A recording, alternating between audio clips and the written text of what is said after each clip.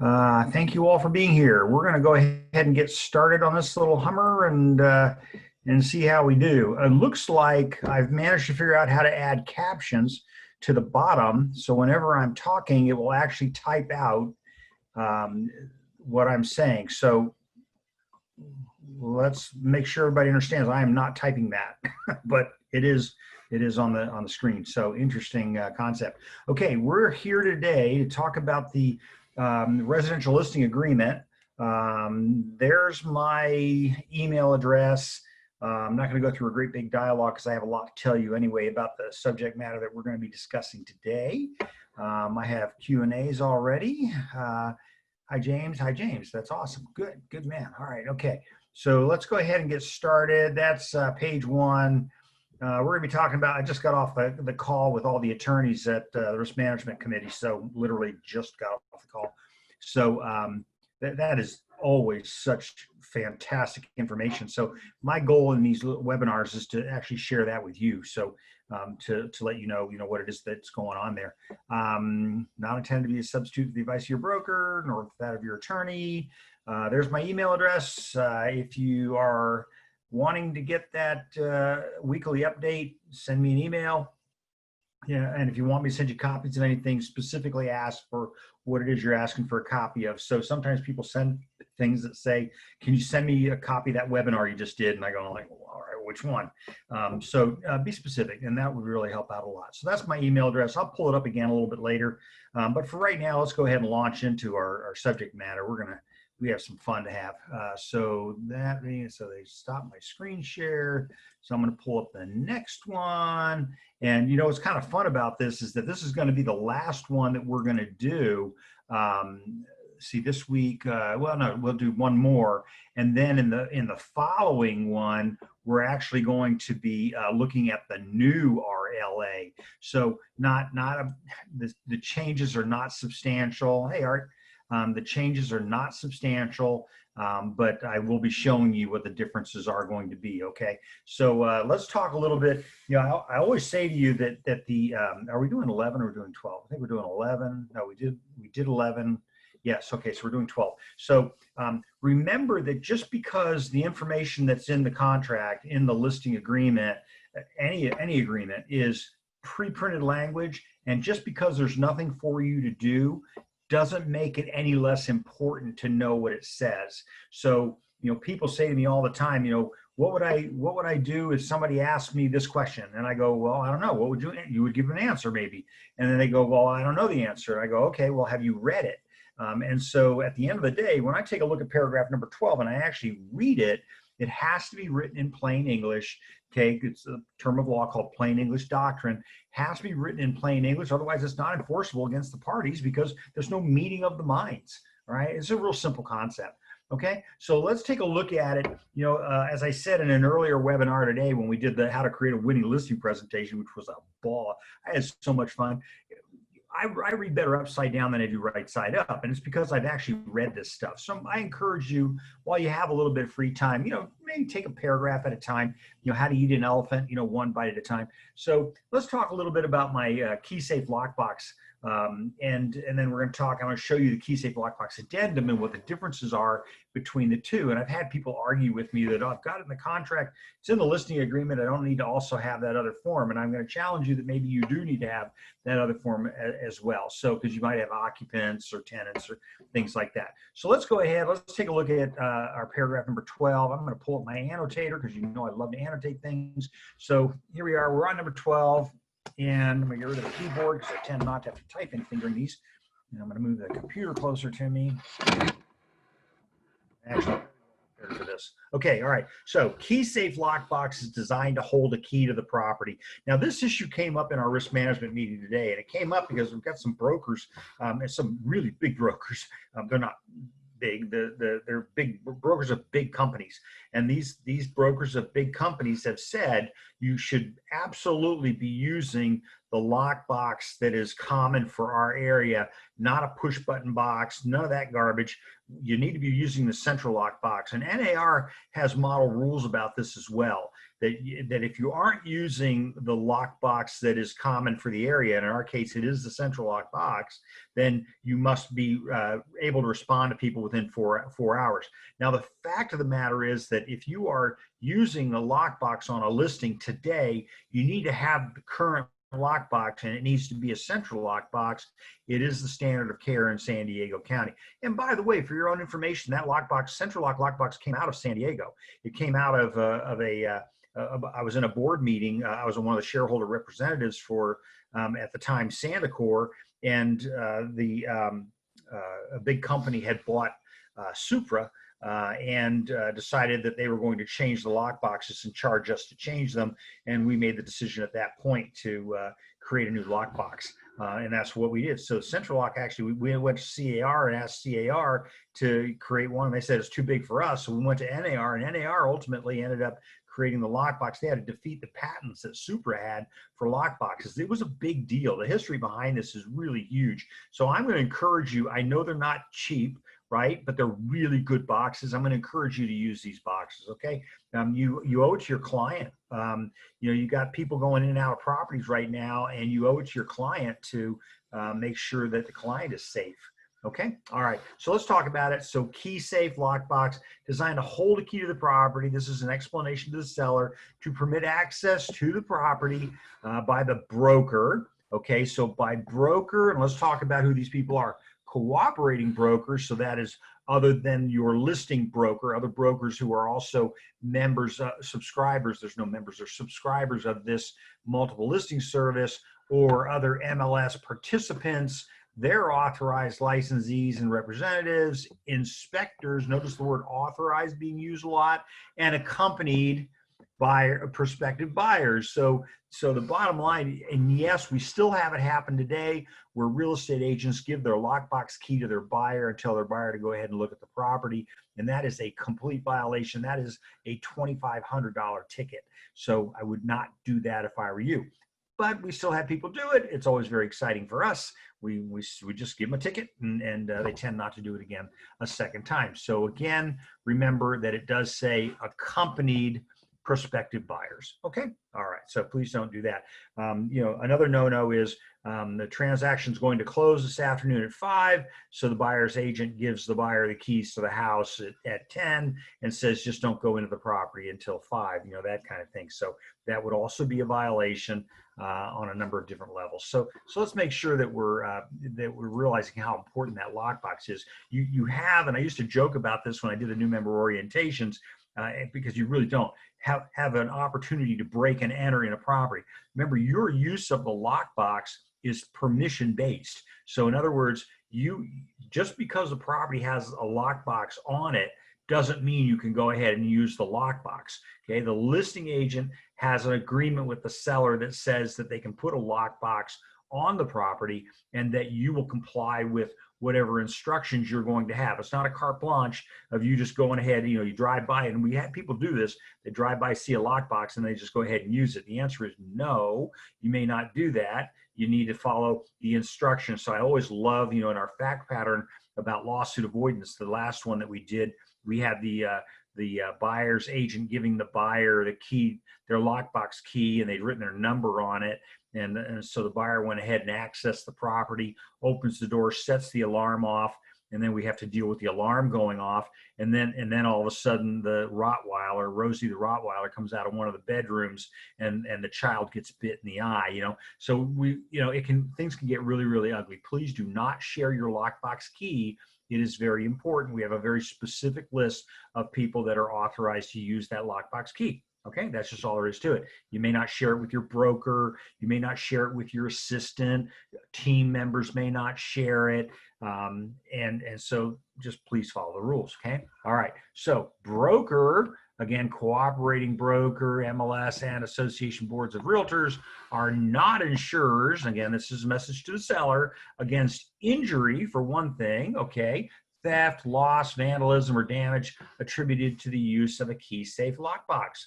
Okay, so Now, just got off this call, had another call earlier today, another one the day before, where we are coming out with a new form that will be in your library. It's the PVOH form, and it is essentially the property entry form, and it talks about a lot of issues and really hot issues. So, for example, the fact that the property might be being taped, right? Your actions at the property might be being monitored by camera.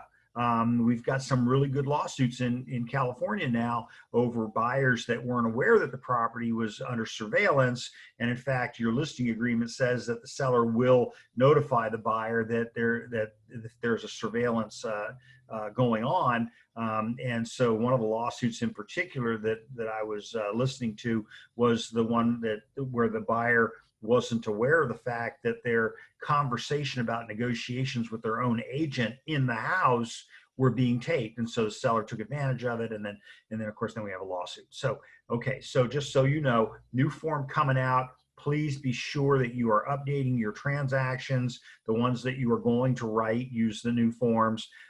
You could even, that form doesn't have a predecessor to it, so you could use that form. Lots of really new forms coming out. If you want me to send you the list that I did of new forms and the explanations, send me an email, kevin@burkerealestateconsultants.com, and I'm more than happy to send that to you, okay? All right, just checking, make sure, yes, you can see the same screen I'm looking at. Okay, good. All right, so theft, loss, vandalism, damage attributed to the use of the lockbox.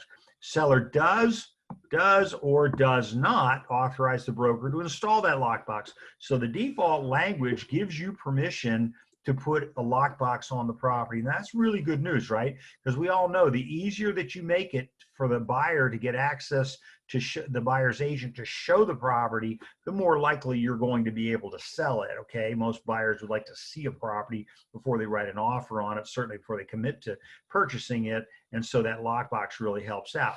But you need to explain to the seller the disadvantages of saying, no, I don't authorize you to put a lockbox on the property. You might be creating an obstacle to the buyer and the buyer's agent for getting access to the property.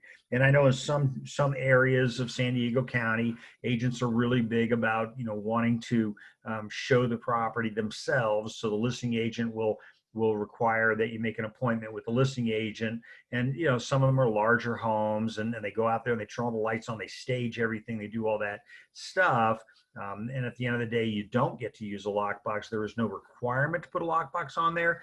But if in fact the seller doesn't want to have a lockbox, then this would be the appropriate place for you to check that box. Okay. So it's not your decision. It's not the agent's decision. Because remember, again, the default language says, the seller says, yeah, you get to put on a box. The agent themselves would need to have that other box checked that says, nope, don't want to have the box, okay? So, and again, you could always make a case to the seller for why you wouldn't want to have one, but at the same time, you need to have it very clear in your instructions, okay? If the seller does not occupy the property, so what are my options? If the seller does not occupy it, there's only two other things that I can think of. One of them is that the property is vacant, and the other one is that the property is tenant occupied, both of which create their own perils, okay? All right. Seller shall be responsible for obtaining occupants' written permission for use of a key safe lockbox addendum. And again, that's where my KLA is going to come from. I'm going to go ahead and pull that form up because I have all these forms already pulled up for you so that we can go to them right away. And all I got to do is find them. Zoom. Here we go. Is it going to be in here? Sure. It's going to be buried underneath my instructions. Okay. So here is my key safe lockbox addendum. Everybody can see that okay? And again, this is not a class on these forms, but this is essentially the form that we're going to use. The undersigned seller and landlord has entered into an agreement to sell the property. So you will see that you don't want your tenant or the tenant of the property to be party to your listing agreement. At the same time, you do want this language in here.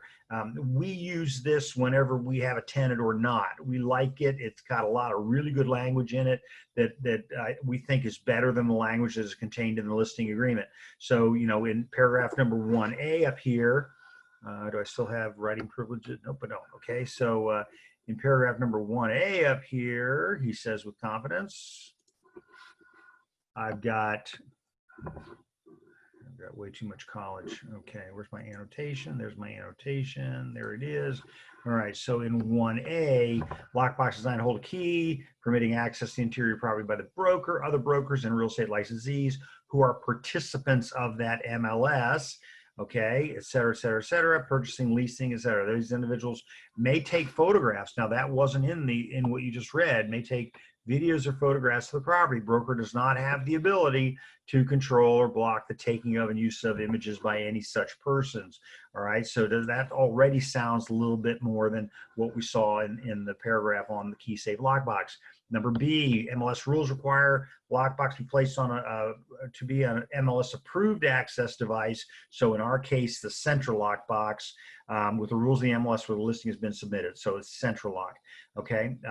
Generally, an MLS approved access device is one that is specifically authorized by the MLS, which central lock is, or where use of it provides reasonable, timely access to listed property. So NAR changed. They added to their model rules that if the agent puts on a lockbox other than the local lockbox, the MLS approved lockbox, then they must make themselves accessible. And by the way, that agent is going to be at risk on a lot of different levels for anything going wrong with that property. We don't use those boxes. We only use central lock boxes because it's easy for us to track who the last person was that used it. Okay, everybody good? All right, let's take a look at number 1C. Broker, cooperating brokers, and other real estate licensees, et cetera, are not insurers against injury, theft, loss, vandalism, damage, or other harm, whether through use of the key safe lockbox or other means. We don't have insurance for that. Some brokers tell me, oh, I got E&O insurance. Well, E&O insurance doesn't cover this. Now, maybe you have workers' comp, maybe you have general liability insurance. Not all brokers carry those. They really should. It's just a good idea, but maybe you'll be covered. I can't answer that. That's an insurance question, and I do not have a securities license, and I suspect that you probably don't either. Okay, so that is, and broker does not maintain insurance to protect the owner or other occupants. Okay, you see, again, we're also referencing the owner in here. This is, again, why I think we should use this form, even though we have the language in the original listing agreement. Broker recommends to the owner, and if applicable, the tenant, and that's what they intended this form to be geared towards, and other occupants maintain insurance, right? And take any and all precautions to safeguard themselves, other occupants and visitors, their property and belongings, And folks, I have seen some of the strangest stuff out in the open in houses that I've been previewing, in caravans, open houses. I've seen money clips stashed full of bills. I've seen loaded weapons. I've seen pictures that you probably didn't really want the public to see. I've seen so many things in 41 years of doing this. I just don't know what people are thinking. Maybe they're just so used to having that stuff lying around. And I'm not advocating for or against gun control, but I'm telling you, maybe we should have that locked up when the public is going through this house. Okay, so no, we don't have insurance for that stuff. Somebody could be injured. Okay, and by the way, how about your opioids? How about the medicine in your medicine cabinet? That's the first thing to go, right? People are looking for that stuff. They're selling those pills for $90 a pill. I don't want to give anybody any ideas, but you know what? That is just not good, and there are people die from that. So let's use our heads, okay, including cash, jewelry, drugs, firearms, other valuables located on the property. So I have a lot more to say on that, but I'm not going to. So owner permission for use of a key safe lockbox. So in this case, the owner signs it. So the owner authorizes the broker to use the lockbox. If the property is tenant occupied, then the owner is advised that tenant permission may be required and it is recommended. And then now down here we have the tenant, and then you may have you're either going to check that box or you can check that box. Tenant says, no, I only want to show the property on weekends and only between 12:30 and 1 a.m. right? So you always get that kind of thing. So you may have a separate document for them to sign. In our office, we have one that says see attached addendum, and then we actually specify what showing instructions are going to look like. And so for us, 4 hours verbal notice, 2 hours written notice. The law says that the tenant must allow access to the property upon reasonable notice, and the courts usually reasonable is considered 24 hours. I don't like 24 hours because that's the death knell of the listing, but it is just something that we have to deal with, okay? So at the end of the day, try to set those rules up front, set them up in writing, get everybody to agree to them, and then take it from there, okay? Single family dwellings, you're going to check that box if you want the ability to put up a sign, okay? And then the tenant signs it and you're off to the races. And somebody asked me once, what happens if there's more than 2 tenants? And the answer is that's pretty simple. Just go ahead and use the additional signature addendum and address it as appropriate, okay? All right.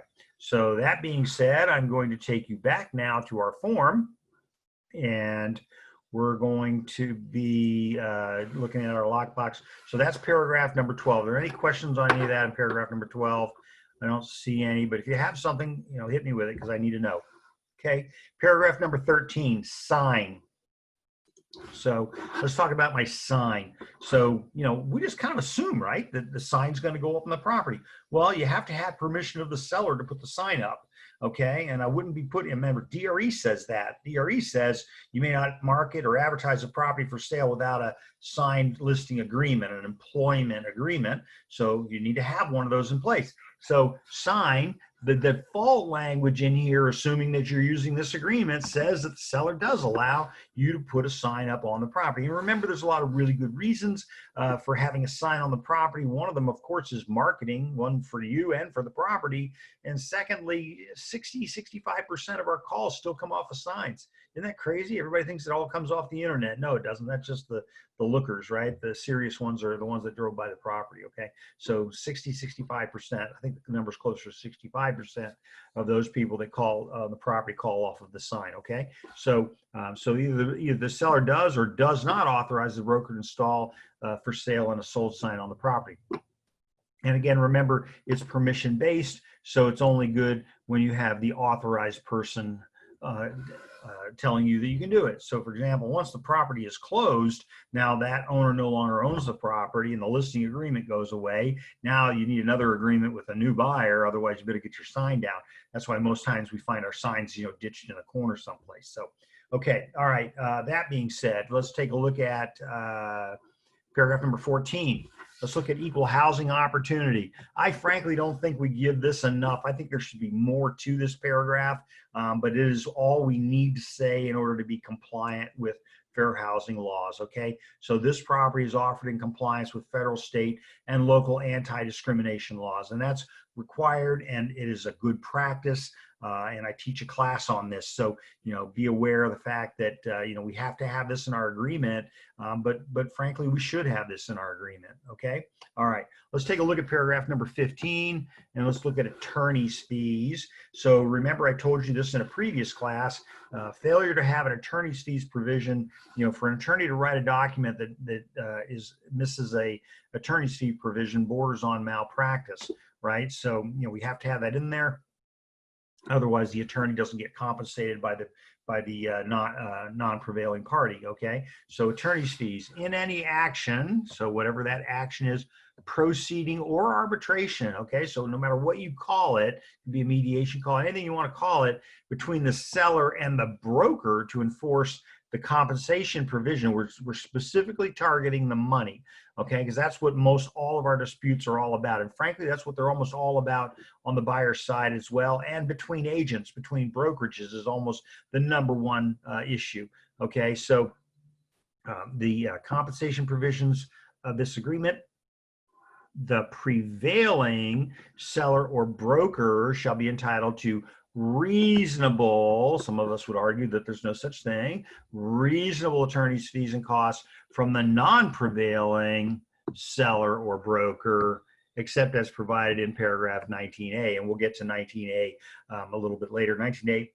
discusses arbitration and things like that, okay? So everybody understand that? Attorney's fees, you got to have an attorney's fees provision. Now there is a movement underfoot to try to change this language to limit the amount of the attorney's fees to $1,000. If you look at your lease agreements now, it talks about, also has a provision for attorney's fees, and it talks about it being $1,000 or check the box and put in another number. So obviously an attempt to bring down the cost of litigation. At the same time, it may even discourage litigation. So, does it serve the public interest to put a limit on the fees? Well, it makes it in such a way that if you lose the case, you don't really lose much of anything at all. Maybe you lose $1,000 versus what's in the current agreement. It says that you're going to end up paying the other side's fees. And so, because you lost. So, somebody's got to win, somebody's got to lose in a lawsuit and in an arbitration, but not necessarily in a mediation. Okay. All right. Questions about any of that? Seeing none, I'm going to go ahead and roll us over to, let's see here, paragraph number 16, and actually 16 is going to wrap it for us. So we covered a lot of material here because we're only doing 12 through 16, but while it looks like there's not much to do, I have a whole bunch of stuff for you. Okay. All right. So now we're talking about additional terms. Okay. So paragraph number 16 talks about additional terms. So that's very similar to the paragraph that you have currently in your purchase agreement. We know it as paragraph number 6, right? So paragraph number 5 is addenda and advisories. Paragraph number 6 is other terms and conditions. And so this paragraph number 16 would be the equivalent of that paragraph number 6 in the RPA. And then we have a similar paragraph in our BRE, okay? So I'm going to caution you that this is not a good time for you to wax eloquent. This is not a good time for you to get really verbose and start writing all kinds of really cool legal language. This is not your opportunity to practice law, and yet we do it all the time. And I'm going to tell you, bad to do that, okay? I wouldn't do that. All right, so let's take a look at some of these provisions specifically. Let's take a look first at my Reo Advisory Listing. So I'm taking a listing on a property that is owned by a bank. So my REO used to be a cookie, but now my REO is going to be real estate owned. So let's take a look and see what that form looks like. And I'm going to close my key safe lockbox addendum, and up comes my REO advisory on the listing side of things. Okay, make it a little bit bigger there so you can all see it. So for properties being sold by a lender after foreclosure, in my 41 years, I don't know that I've ever seen an REO lender sign one of these. Normally they have their own listing agreement, they have their own, forms and stuff like that, and they're usually advising the agent of the agent's obligation to indemnify them in the event that they get involved in a lawsuit. So that's just kind of the way that is. So not much for me to do on the form. Obviously, I have an address that I can put in. It does discuss some very important, very, very important key concepts. And those are things that we need to know what they are, okay? And this is the pushback I get. We write offers on properties that are owned by a bank, and then we get this pushback from the other agent saying, hey, you know what, we're exempt. And so, it's important to remember that not all banks are exempt. For one thing, not all banks are exempt. And in fact, the exemptions that they still have some things that they're not exempt from doing. So for example, lead-based paint, things like that, they're not exempt from that. They've still got to comply with that. And then California law has a whole bunch of stuff too. The second issue is that the real estate agent assumes that if there is an exemption that applies to the lender, that it also applies to the agent. And the answer is that is not true. The real estate agent is governed by California Civil Code 2079, certainly my favorite subject. I'm in court with it all the time, okay? But for the seller is covered by different statutes. In the Civil Code, 1102 covers residential 1 to 4 transactions between buyer and seller, but the Civil Code 2079 covers the agent's duties in the real estate transaction. Excuse me, sorry about that. Okay, all right, so let's take a look. There's some good stuff in here. So the seller is a lender. Whoops, sorry again. Okay, so seller is a lender who has acquired the property either by foreclosure. And remember what I've told you before, there really are no foreclosures in California. There are trustee sales. Foreclosures go to mortgages like trustee sales go to deeds of trust. So, but okay, everybody knows them as a foreclosure, or through a deed given in lieu. So in lieu of foreclosure, and that's the scenario where the borrower walks into the bank, hands the bank the keys and says, I give up. you know, you don't even have to chase me. I'm just going to surrender the property to you. So I would say not to give your client legal advice in that situation, but here's the deal. They get the same credit impact that they would get on a foreclosure. So they might, I think they should at least try to work something out with the bank rather than just rolling over on it. But everybody's circumstances are different. So they may have a good reason for why they're just going to let it go. Okay. All right. Many obligations imposed upon the sellers, particularly sellers of real property containing, and here's my residential 1 to 4 dwelling units, may not be applicable, okay, may not be applicable to the sale of the property, specifically sale of this property. However, even though the seller is exempt from many obligations, sellers still must comply with many others, and I told you that already before. Further, even though a seller may be exempt from certain obligation, a real estate broker's obligations may still apply, do still apply, but again, I can't give you legal advice, but I'm going to tell you they do still apply. Okay, so that's easy though. In other words, do your job. All right, then try not to get out of it. Try not to get out of doing your job. This advisory is intended to inform the buyer and the seller of their rights and obligations, independent of those established by the contract between them. So you have an agreement between the buyer and the seller, but you know. But in this point here, the lender is the seller, and so the lender is essentially letting everybody know that we may have other obligations besides these. So let's take a look at my exemptions, and this is where I said, you know, we should all probably spend a little time looking at this because this is information that you know, I hear this wrong all the time. So what are my exemptions? Number one, so my TDS, my NHD, my Melrose, my Improvement Bond Act, okay, supplemental private transfer, seller is exempt from providing the buyer with the TDS. Now, very important point. You are exempt, the seller is, from providing a TDS. Doesn't, well, let's read further. This is a fun one because I have a lot of cases on this. Natural hazard disclosure, Melrose, you know, all these things, proven bond to that, okay? So in other words, they are exempt from providing the buyer with the form. They may not be exempt from providing the buyer with a disclosure, okay? Earthquake guide, seller is exempt from providing either a homeowner's or commercial property owner's guide, excuse me, to earthquake safety, okay?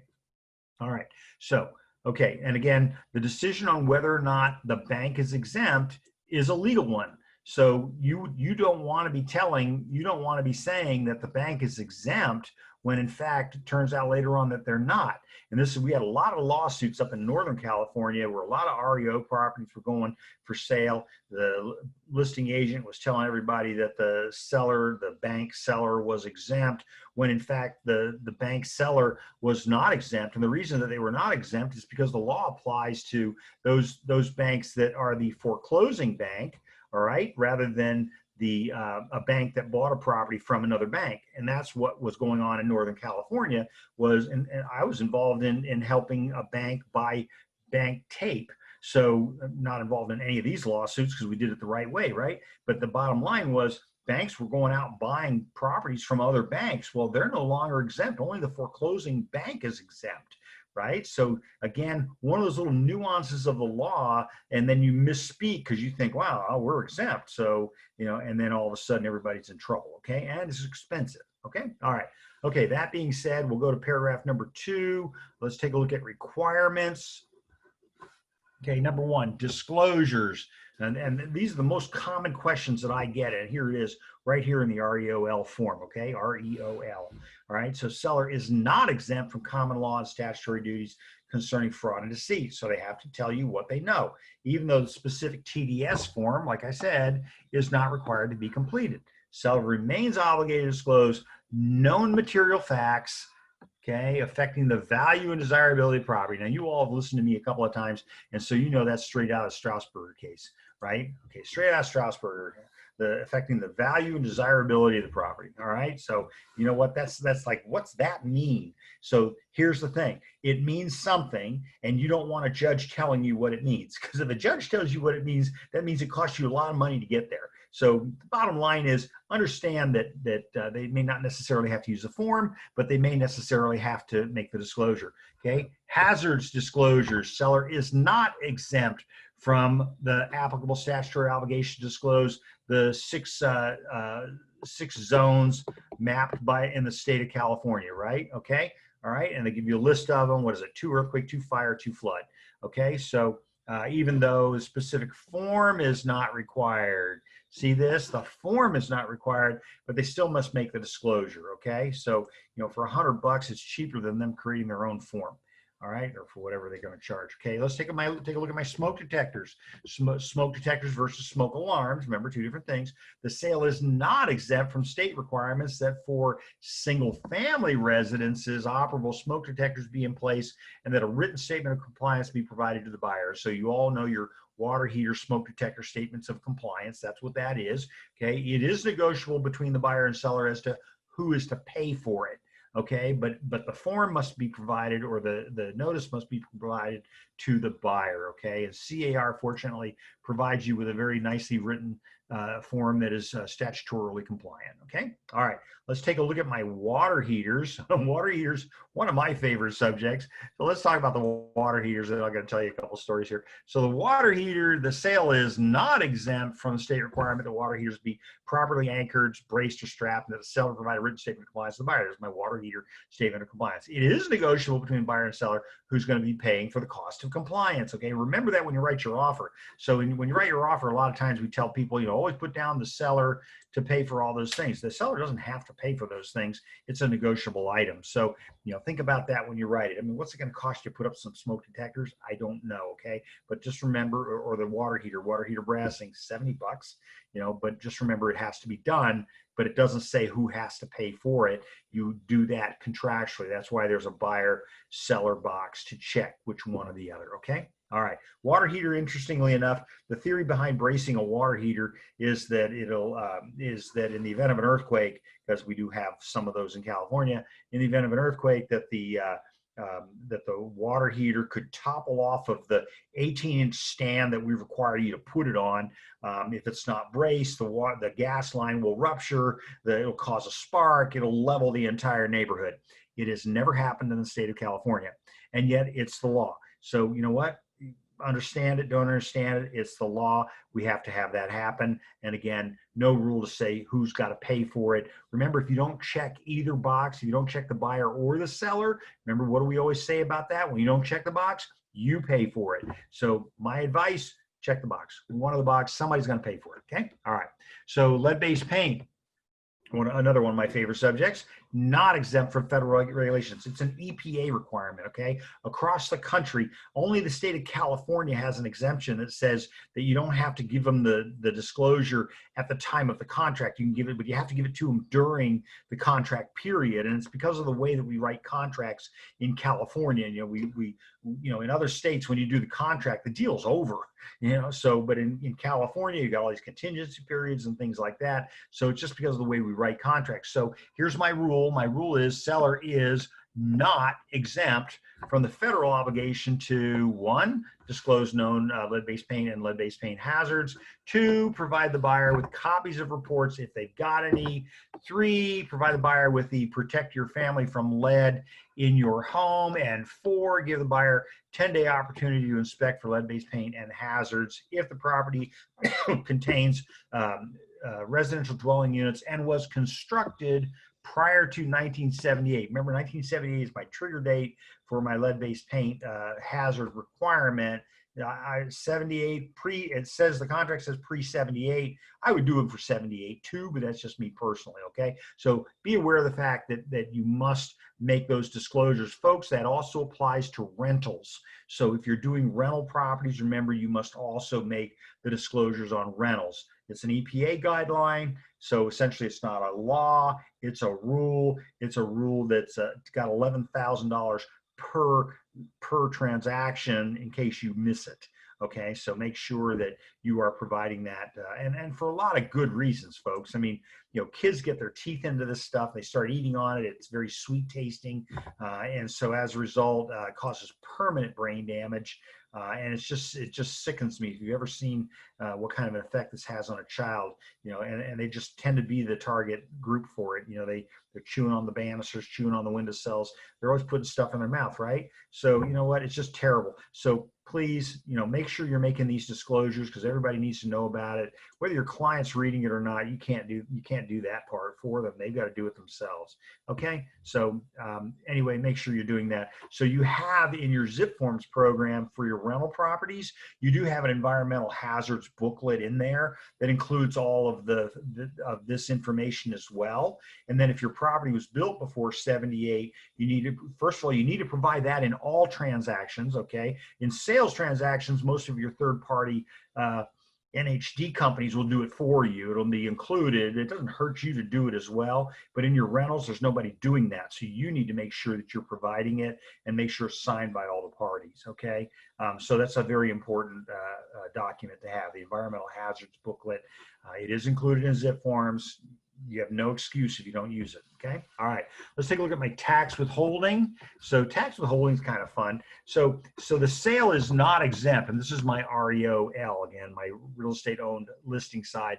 They're not exempt from providing information. Most times it's going to be a bank within the United States, right? But what happens if the bank is from outside of the country that owns the property now? So under either the federal FERPTA or the California withholding requirements, okay, however, an REO seller, which is a corporation or LLC formed within the United States and qualified either with the Secretary of State to do business in California or with a permanent place of business in California, will be exempt. And that's just true anyway, right? So for sellers, usually what the escrow company is looking for is that the proceeds check is being sent someplace, outside of the state of California. That may trigger the California withholding requirement. And then certainly going outside of the country, it may trigger the federal withholding requirement. And as you know, the federal requirement is 15% of the gross sales price, which became law a year ago, January.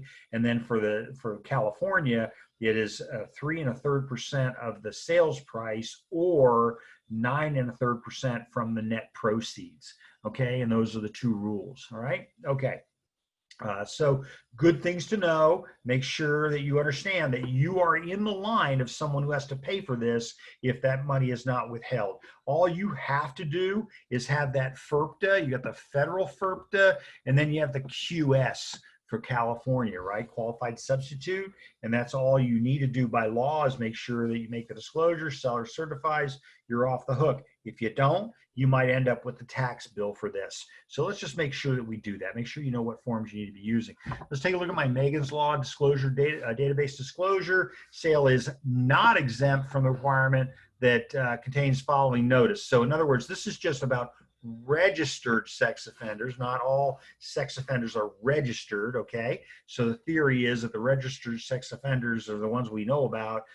There may be more, right? Probably are, okay? So is made available to the public. They have to tell the buyer about the existence of the database. That is the limit of your liability. You have to give them notice of the existence of the database, a place where they can go to look to see what kind of activity is going on in their neighborhood. All right. And that's incredibly important. I mean, for obvious reasons. Okay. But the fact of the matter is I've never been to the database. I teach real estate agents not to ever go to the database. You don't have an obligation. It is the buyer's obligation to do that. It's not likely that the bank is on the database. At the same time that they're the seller, and true with any seller, once the sale occurs, the seller leaves, right? And so it's not an issue for the buyer normally after that point. But at the end of the day, we need to let them know about the existence of the database. If you as the real estate agent go to the database, you certainly wouldn't want to go there to look for participants on behalf of your buyer, right? Because remember, you will be held to have constructive knowledge of everyone who's in the database at the time that you went to the database. So plaintiff's counsel is going to say, well, how come you didn't tell them about the registered sex offender who lived next door? And your answer is, I didn't know about it. And they go, well, when's the last time you went to the database? And they go, well, I was at the database yesterday. And the plaintiff's counsel says, well, it was on the database at that time. Why didn't you tell them? Well, I was looking at something else in another part of the county. Well, how do we know you weren't looking at this property? And that's where you get into it. And you know what? That's going to be an expensive mistake. So again, violation of law, no E&O coverage for that. Okay. All right. So you have an obligation to tell them about the existence of the database. It used to be when it first came out that the database was at the sheriff's department. You had to go down to the sheriff's department. They had this book, and they would go through the book. You know, you would go through the book, and then they would add your name to a database that they had about people who came to look at the database. So, you know, unless you have some compelling reason to go to the database, I'd recommend that you don't. But that's just my advice, my non-legal advice. Okay, let's take a look at. Oh, by the way, you've got a seller nor brokers are required to check the website.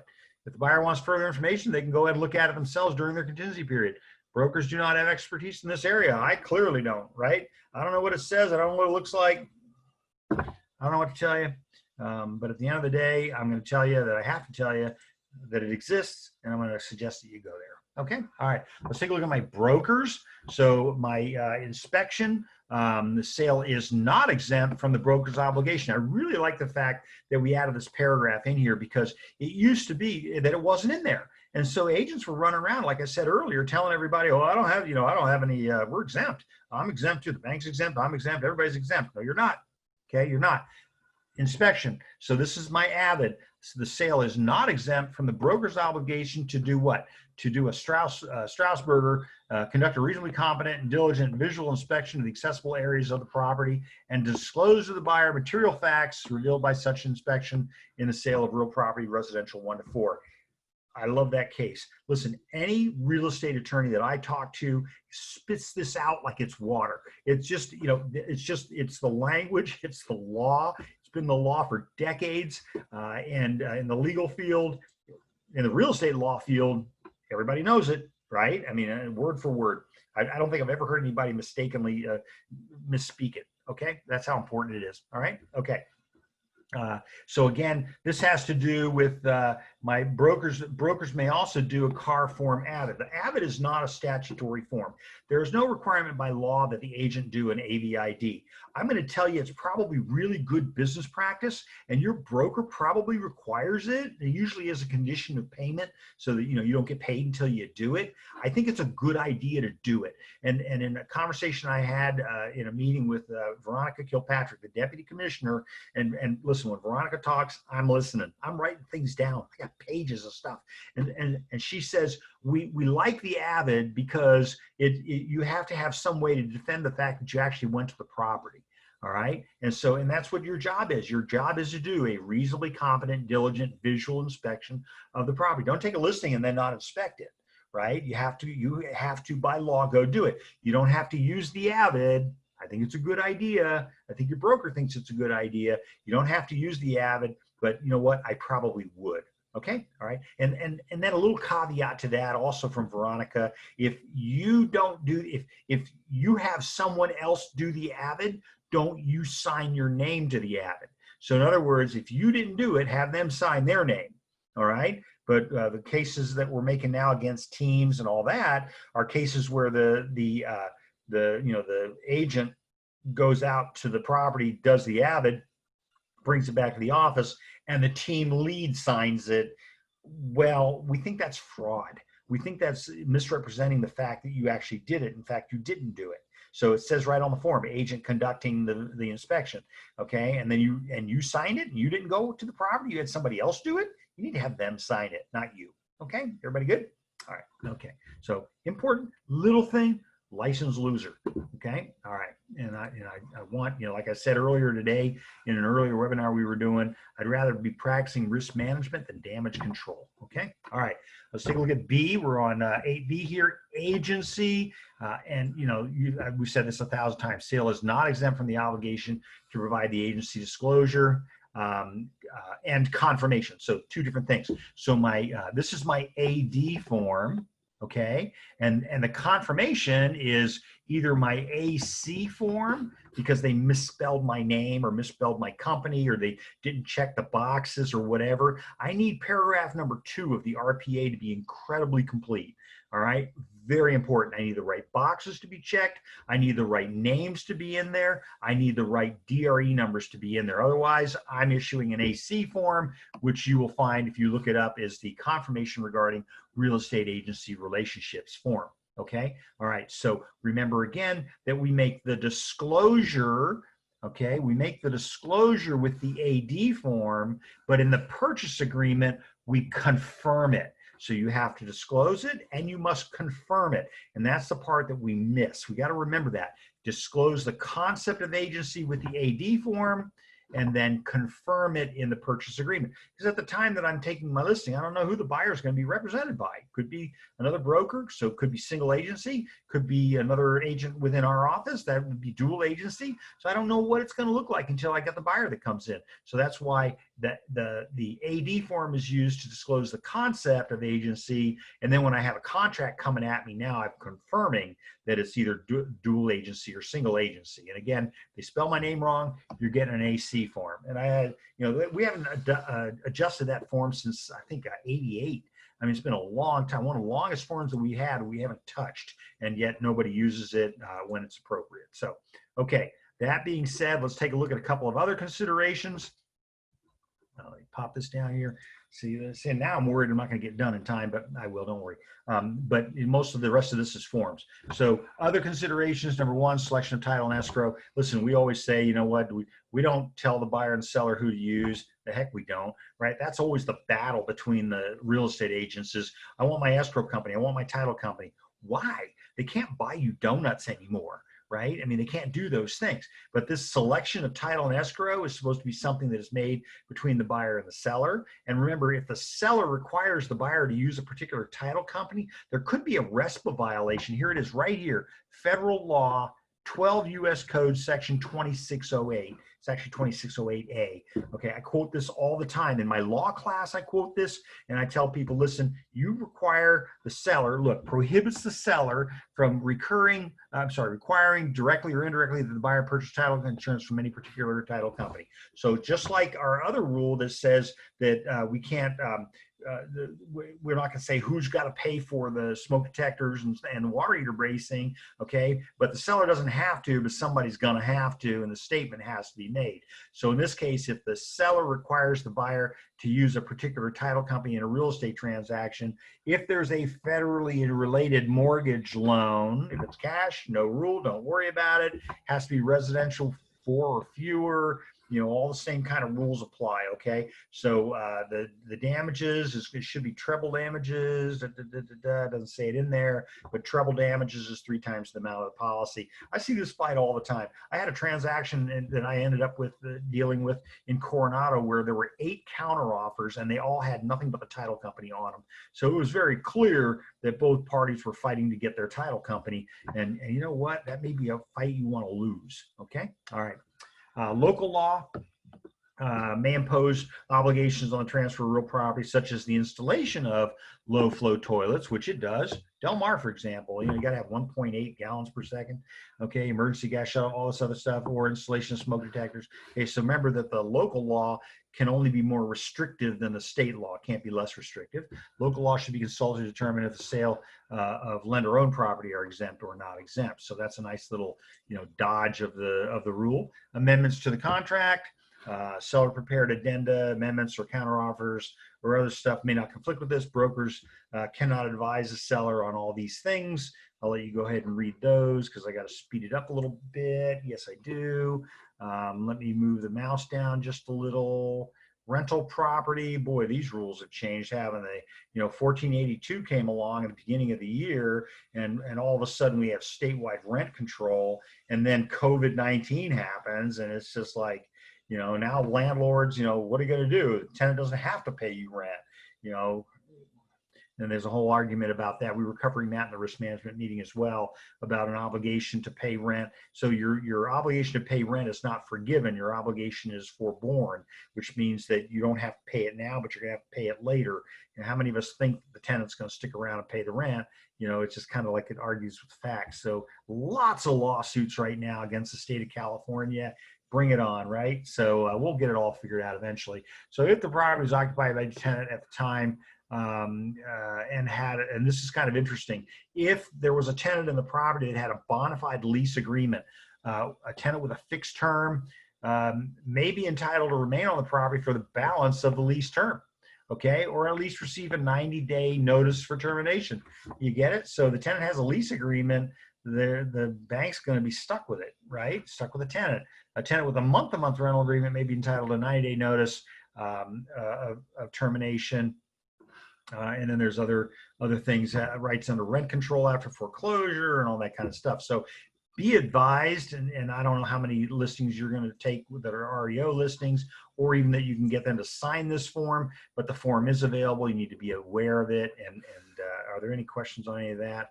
Has everybody gone to sleep? No, everybody's still here. Okay, look at that. All right, let's go ahead, and I want to take a look now, and that was my REOL. So I'm going to pull back up, and we're moving fast now. That was my REOL. Now I'm looking at my short sale information and advisory. And again, I'm going to let you look that one up and read it, but I'm going to go a couple of highlights with you here. So short sale information and advisory, I really kind of like that form. A lot of us are aware of the SSA, the short sale addendum, but then there's also this short sale information advisory. You know what? I'm going to tell you it's required.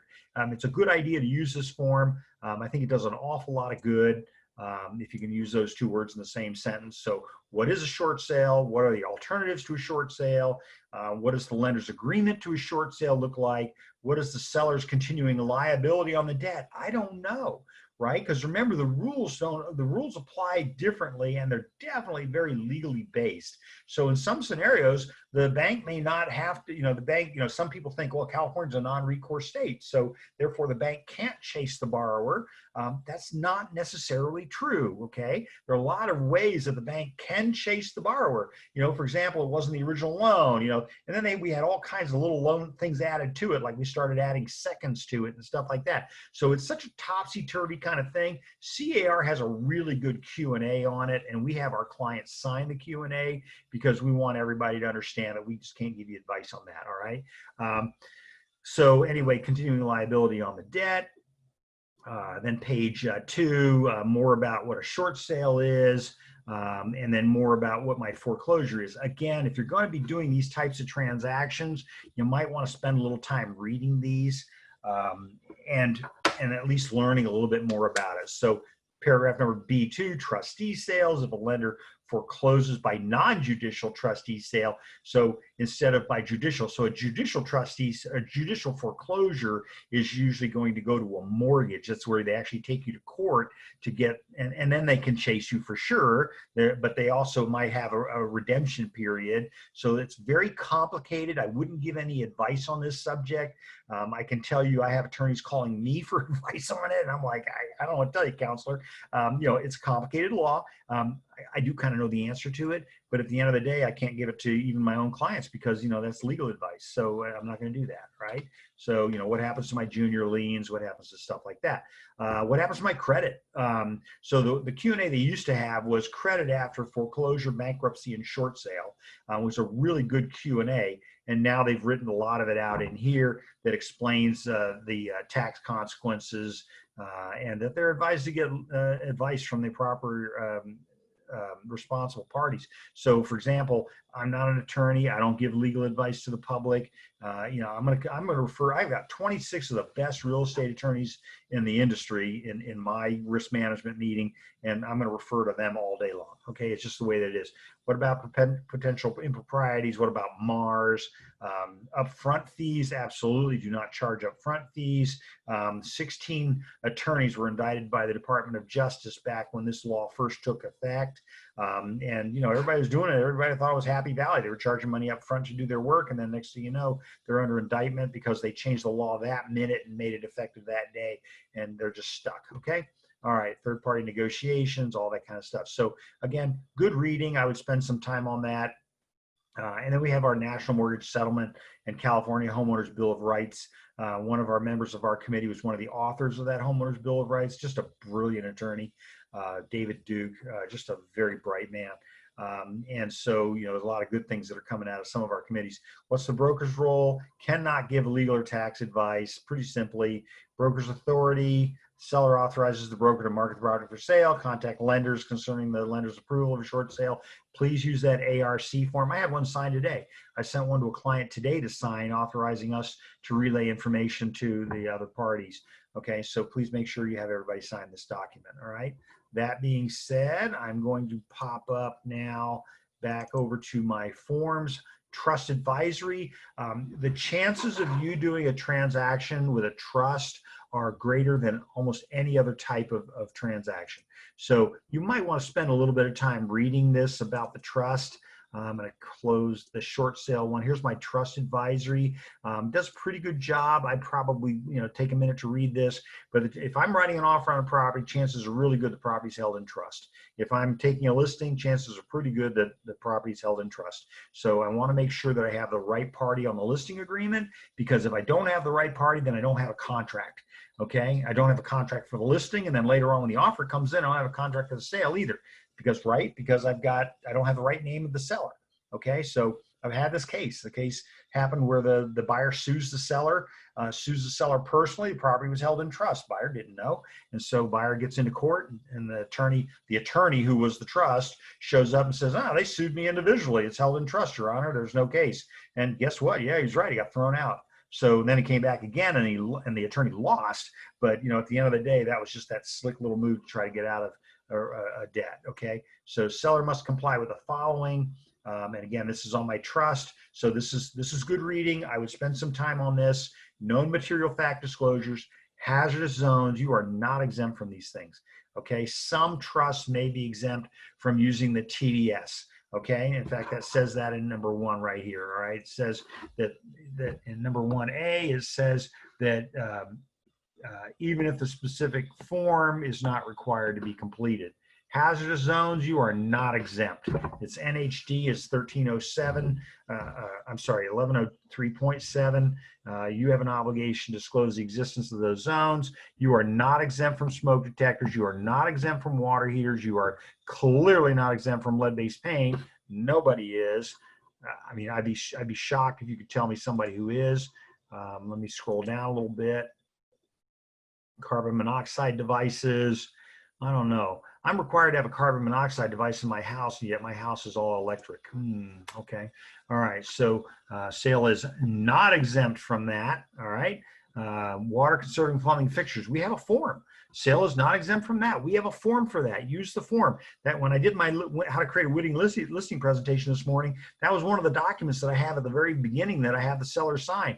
It's kind of like diversion away from what they want to talk about. You're not talking about price or commissions. Now I'm talking about here are all the disclosures you're going to need to sign. By the time I'm done having them sign all these forms, we've been there for 2 hours, right? I mean, they'll sign anything. They don't care just to get rid of me. All right. Okay. Tax withholding. You are not tax exempt. You learned this already on our REOs. You're clearly on your trusts are not exempt. You may have different conditions. There may not be a tax, but remember that you may still be obligated to make certain disclosures and use certain forms. Okay. Megan's Law database. There it is again. There is no exemption. No exemption from the requirement to disclose the existence of the database, not whether or not somebody is on the database. Then I look at paragraph number 2, seller may be exempt from the following. And so let's take a look at a couple of those really quick. So seller does not have to complete, sign, and provide the buyer with the TDS or NHD. That's the form. Seller still remains obligated to make the disclosures and comply with those items. Okay, so here it is in underlined. Seller must complete, sign, and provide buyer with a TDS if the seller is a natural person who is a trustee of a revocable trust, not irrevocable, revocable, and he or she is either a former owner of the property or was an occupant in possession of the property within the preceding year. Okay, so if they've lived in the property, then they have to provide the TDS. All right. Okay. Other exemptions, your supplemental property tax disclosure, and then our ESD in case the trust is exempt from providing the TDS, they still have these other things that they have to disclose. Okay, and then you would use the ESD form for that. And then wrapping this one up, local law, that's going to be my low flow toilets again, things like that. Death, if the property is being sold, because sometimes the death is why we have the property held in trust. If the property is being sold because of the death of an occupant of the property, and if buyer has concerns about the matter, location, and details of the death, then the buyer should direct any specific questions to the seller. Okay, and then finally, the broker's obligations to do inspections, to disclose agency. Sale is clearly not exempt from an obligation to provide agency disclosure and confirmation forms. Everybody good with that? Any questions on any of that? Okay, seeing none, I'll move back over to my form again. I'm on my last form, which is my seller intends to, whoops, am I even going to have a form for that? Let me get rid of some of this. I'll get rid of this guy here. And then I have my seller's purchase of replacement property. So yes, so we're going to talk about that really quick. I'm sensitive to our time, although I'm still within the time limit. Seller intends to include a contingency to purchase a replacement property as part of any resulting transaction. So this was a fairly recent addition to the listing agreement, and this gives the seller an opportunity to disclose to the listing agent that they're going to use this property to find another one. It could be an exchange.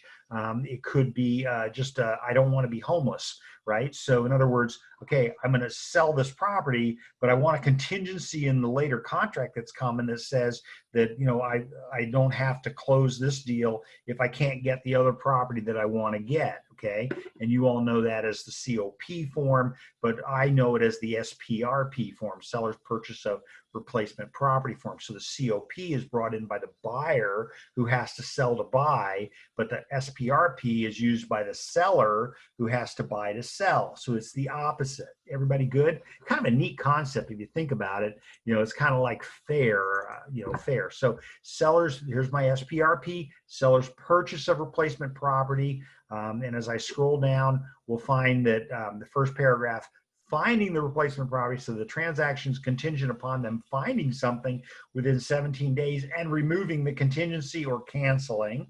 Okay, and if they don't remove it, then after first giving notice, they may cancel. Okay, sellers sellers entered into a contract already. Seller may have already purchased another property. It'd be bad news for you if you weren't involved in it, right? Because this is the listing side of things. C, close of the replacement property. The agreement is contingent on the seller's ability to close escrow on that other property. I'm going to check that box in case something goes bad on that transaction. I don't want to have to move out of my place. Okay, time periods. Same as you've seen before in time periods. So time periods are either going to be held to be construed by the agreement or shall begin 3 days after the seller gives notice to the buyer that they have found another property, that kind of thing. So these are the time periods for contingencies. Buyer's deposit, same thing. Buyer's deposit shall be delivered to escrow within 3 days after the seller delivers to the buyer a written notice removing the replacement contingency. Okay, so, or you can make the buyer bring it in right away. All right, so in our office, we like buyers starting their period. We like the money coming in. We like all that happening in the beginning rather than sitting around, you know, seller finally finds a place on day number 10, then buyer tells us they've already gone off and bought another property. Now we're going to have a lawsuit over whether or not they can do that, okay? Close of escrow, can we extend the close of escrow? You know, what's the deal? What's that going to look like? You know, how are we going to handle that? Are we just going to do cancellation and then maybe any other terms or any other legal advice you'd like to give to the seller? I'm saying that tongue in cheek, folks. When I say please don't give legal advice, the minute you start writing great big long things, then I was just in a meeting with Robert Sunderland. You know, I've talked to you about him before. You know, he said if a real estate agent writes something with a comment, they need to talk to their broker.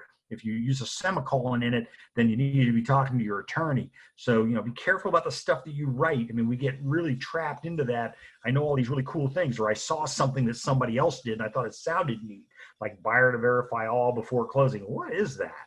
Okay, so we see that kind of crazy language creeping up, you know, every once in a while. We got all kinds of, you know, goofy stuff. Okay, even after the expiration of the time for finding that property, seller retains the right to remove the contingencies. So the seller can say, I haven't found anything, but I'm going to give it up. I'm just going to go ahead and go through it anyway. I'll live in the back of my van for, you know, the next, until I find a property. Okay, so, but once the seller removes it, the buyer may not cancel. Got it? That's a big deal, okay? And then finally, one other form, and that is the seller's intent to exchange supplement. So again, if my seller is going to be looking for a property in a 1031 exchange, then in most cases, buyer understands, and sometimes agents mistakenly believe that in most cases, the buyer, it's not going to cost the buyer anything. However, the buyer also doesn't want to be committed to the contract. So, you know, if the seller has, you know, is trying to use that extension. So again, that's going to be my Internal Revenue Code 1031, tax deferred exchange. You go through all this. And again, this is not a forms class for this, but there's some pretty good language in here. so the seller's intent to exchange, supplement, intention of the seller to utilize this transaction as part of an exchange. Seller has already found a property. It will be located and designated by the seller, et cetera, et cetera, et cetera. So any questions about any of that? No, please don't ask me to go back to that form because I just closed it. That being said, that is it for paragraphs number 12 through 16. We covered a lot of material, and I know we didn't have a whole lot of questions, so but I think I'll just take that to mean that I did a pretty good job of explaining it, although maybe not everybody feels that way.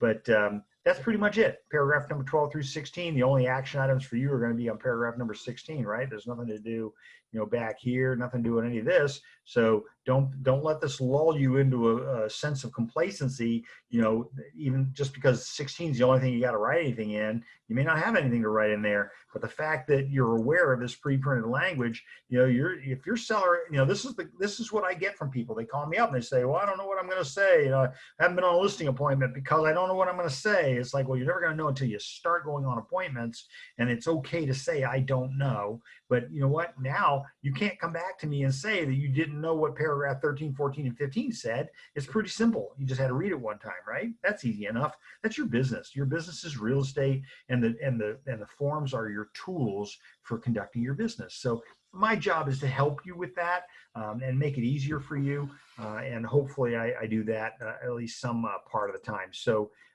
here again is my email address. Let me see. Can I get that to go? No, of course it won't go.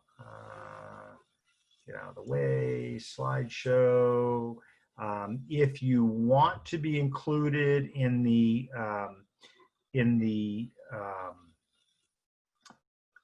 email update that I send it only on Saturday. I'm not going to set your address or give it to anybody else, but I only send it one time. Well, one time I made a mistake. Well, I didn't make the mistake. I think the mistake happened somehow, right?